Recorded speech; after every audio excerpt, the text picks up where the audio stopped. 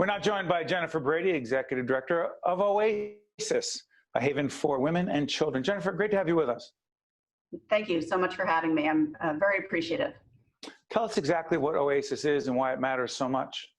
OASIS is an anti-poverty organization in Paterson, New Jersey, where out of 150,000 residents, over 30% of them are living at or below the poverty level. So we help women and children rise out of poverty, primarily through education. But we have wraparound services to help address all the challenges that are implicit living, about living in poverty. So a woman might come to us initially because she's hungry and she comes to our soup kitchen, but she will soon realize that on the floors above her in the classrooms are women changing the trajectory of their life through education so they can get their high school equivalency degree here, learn English as a second language, get their US citizenship actually, and prepare for the workforce. But importantly, while those women are here, they're getting food, clothing, they're getting free childcare because you can't afford a babysitter if you're living in poverty, social workers, the whole gamut. And then once they go on and they get a job, we're here for their children in the after-school hours. We have a very vibrant after-school academy that's academically driven to help address the learning deficits that so many of the kids in urban areas face every day. You know, we're doing this program, we're taping it in November. It'll be seen after that as part of this 25 for 25 initiative, recognizing 25 winners over the past 25 years of the Russ Berrie Making a Difference Award. Your organization, A Haven for Women and Children, won the 2013 Making a Difference Award. And what strikes me is you can talk about how challenging it was in 2013, but 2020, 2021, the impact of COVID, not just on your organization, but on the people you serve every day who are in such great need.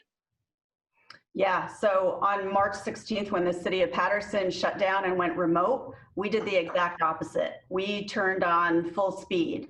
Our staff all were in the building, and we went from serving about 150 meals in our soup kitchen to serving 1,900 meals a day in our soup kitchen at the height of the pandemic. Likewise, we usually have a small food pantry that gives out maybe 8 or 10 food bags a day. We went to giving out upwards of 200 food bags every day during the height of the pandemic. So the line in Paterson, where those with the least suffered the most, just to come for food was literally around the block every day. And we did that full steam through Memorial Day. We continued it through the summer, but in September, we relaunched our educational programs. Some are remote, some like the children, although Paterson kids are learning remote in the public school system, our kids are coming here every day and are in class with a teacher. And our hunger relief efforts are still going strong. We're still at more than double capacity where we would normally be, and the families are still lining up every day for a hot meal and for a food bag. So those hourly wage earners, the restaurant workers, the landscapers, the housekeepers, the catering hall workers, you know, they all lost their jobs very quickly. Couple that with the fact that schools aren't in session and most of our families either can't afford babysitters or they don't have any support network. So many of our families, they've just moved to this country. They don't have people they can rely on to watch their kids. So we actually have had, heartbreakingly, people we've helped to get jobs and they've had to leave their jobs because there's no one to watch the 7-year-old at home. Jennifer, let me ask you this, because you're a leader of a nonprofit, we're a nonprofit. There are many of the nonprofits that are recognized in this 25 for 25 initiative. One of the greatest challenges we all face, you and your colleagues face, around COVID is raising money. Yeah. So, yeah, exactly. You're involved in a capital campaign. How the heck do you run a remote capital campaign? It's been interesting. Of course, we can make the case that we need our building to be bigger than ever because the need is going to be bigger than ever when we come out of this pandemic. Right. But we've relaunched our capital campaign, which we suspended at about halfway through in March. But it's a lot of this. It's a lot of Zoom calls. It's a lot of outreach to people.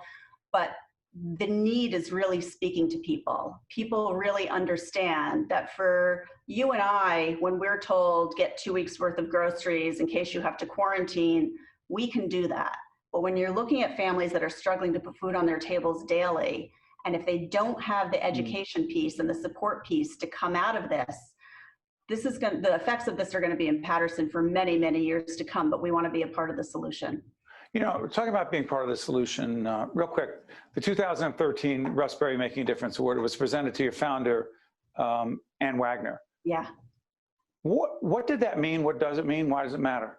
It was amazing recognition of someone who was really just so inspirational. She saw a need here in Paterson. She was embedded in the community, and she saw that there was nowhere for mothers to bring their children if they were hungry. There was no soup kitchen that would allow children to go. And she single-handedly went out and raised $30,000 at our first gala and opened OASIS on a wing and a prayer, and really just knowing that our neighboring communities would respond when they knew that this could work.